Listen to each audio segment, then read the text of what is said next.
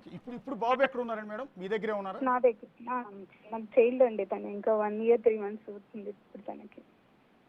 కానీ నిన్న ఒక ఆడియో బయటకు వచ్చిందండి. అంటే బహుశా ఇది మీకు కొంత ఇబ్బందికరంగా ఉంటుందేమో.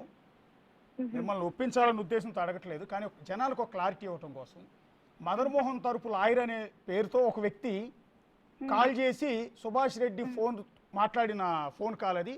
బేసిక్గా అవతల వాళ్ళతో మాట్లాడుతున్నప్పుడు ప్రైవసీకి సంబంధించిన వ్యవహారం కాల్ రికార్డ్ చేయకూడదు. మరి ఈ వ్యక్తి ఏ ఉద్దేశంతో Subhash Reddy phone call record చేశాడో మాకైతే తెలియదు. అది సుభాష్ ఛాలెంజ్ చేస్తాడులేండి. ఆ అడ్వకేట్ ఒకవేళ కనుక సుభాష్ కనుక మాట్లాడి కనుక ఉంటే ఆయన గ్యారంటీగా ఛాలెంజ్ చేస్తాడు. ఆయన వాయిస్ ని ఎట్లా రికార్డ్ చేస్తారనేది. అంటే ఆ ఫోన్ కాల్లో ఆయన అంటున్నది ఏంటంటే, నాకేమీ సంబంధం లేదు, శాంతితో నాకేం సంబంధం లేదు, బిడ్డతో నాకేం సంబంధం లేదు, నీ భార్య సంగతి నువ్వు చూసుకో. నాతో ఒకవేళ అలా అంటే ఒకవేళ సుభాష్ కనుక నేను కోర్టు ద్వారా చూసుకుంటాను. దానికి సంబంధించిన ఏమైనా ఇష్యూస్ ఉంటే, నాకు సుభాష్తో ఏమైనా ఇష్యూస్ ఉంటే నేను జ్యుడిషియరీని అప్రోచ్ అవుతాను. కాదండి, నేనేమంటున్నానంటే ఇక్కడ నేను చెప్పింది వినండి సార్. ఆ వాయిస్ ఎప్పుడు రికార్డ్ చేసుకున్నారో ఏంటో నాకు తెలీదు. ఆయన ఎందుకు అలా మాట్లాడారో నాకు తెలీదు. కాబట్టి ఒకవేళ నాకు సుభాష్తో అలాంటి ఇష్యూస్ ఏమైనా ఉంటే నేను జ్యుడిషియరీని అప్రోచ్ అవుతాను. స్టిల్ ఈ నిమిషం వరకు సుభాష్ గారు మీరు కలిసే ఉన్నారు కదండి? ఒక 2 months వరకు మదన్ మోహన్ వచ్చి మా ఇద్దరి మధ్యన ఇష్యూస్ రేజ్ చేసి ఆయన్ని చంపుతా అని బెదిరించి, సుభాష్ ని ఆల్రెడీ వాడిని చంపుతా, తోస్తా, కోస్తా అనేసి ఎన్నో మాటలు మాట్లాడాడు. హైకోర్టుకి వెళ్ళి ఆయన్ని బెదిరించాడు, వాళ్ళ ఇంటి దగ్గరికి వెళ్ళి బెదిరించాడు, చాలా చేశాడు. సో దట్ ఆయన ఇక వీడి పంచాయతీ ఏముందో నువ్వు తేల్చుకోమ్మా, ఫస్ట్ నన్ను ఇంట్లో సతాయిస్తా ఉన్నాడు, ఈ విధంగా నన్ను బ్లేమ్ చేస్తా ఉన్నాడు సొసైటీలో, ఇంకా నువ్వు ఫస్ట్ ఈయన పంచాయతీ తేల్చు తల్లి, తర్వాతే నేను మాట్లాడతాను నీతో అనేసేసాడు ఆయన. 2 months అయింది ఆయన మాతో మాట్లాడి. ఓకే, ఇప్పుడు యాక్చువల్లీ మీరు ట్రబుల్లో ఉన్నారండి. ఒక మహిళగా ఒంటరి పోరాటం చేస్తున్నారు. మీ మీద ఏ మహిళ మీద వేయకూడని నిందలు మీ మీద వేస్తున్నారు. ఈ టైంలో ప్రపంచంకి ఏమీ కొత్త ఏం కాదు కదా. ఆడదాని మీద నింద వేయడం అనేది ప్రపంచంకి ఏం కొత్త కాదు. మగోడు ఎన్ని చేసినా నడుస్తుంది. ఆడపిల్ల పోయి పెళ్లి చేసుకుని బిడ్డను కంటే తప్పైపోతా ఉంది ప్రపంచానికి. పర్వాలేదు, ఏం పోయింది, ఎన్ని రోజులు అంటారు, కుక్కలు వాగుతున్నాయి అనుకుంటుంది ఒక ఆడది. మగోడు ఏమైనా చేయొచ్చు. మేము పెళ్లి చేసుకొని సంసారం చేసి బిడ్డను కంటే తప్పైందా ఇప్పుడు ప్రపంచానికి? నాకు హక్కు లేదా జీవించే హక్కు?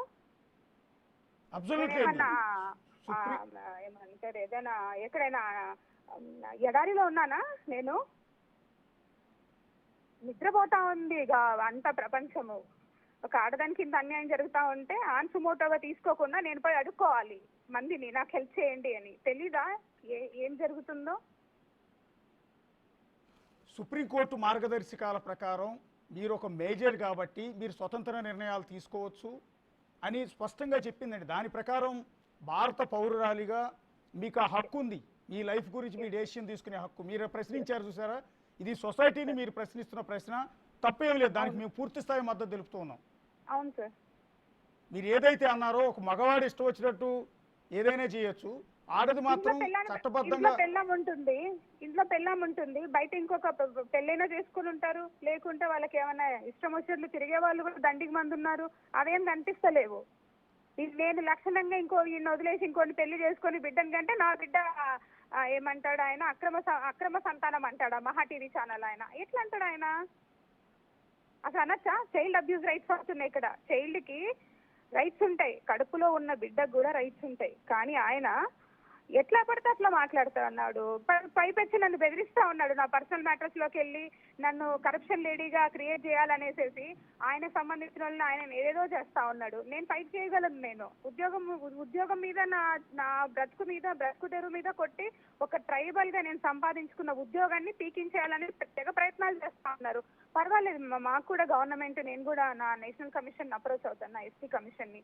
మేము ఎంతో కష్టపడి 1000 మందిలో 2 వస్తారు బయటకి చదువుకొని నృత్యం లాగా. ఏమి చదువుకోకూడదా మేము? మేడం, ఆ విషయంలో మిమ్మల్ని ఎంటైర్ సొసైటీ సపోర్ట్ చేస్తోందండి. ఒక ట్రైబల్ ఉమెన్ గా మీరు చేస్తున్నది బయటకు వెళ్ళి చూడండి, మా డిపార్ట్మెంట్కి వెళ్ళి చూడండి.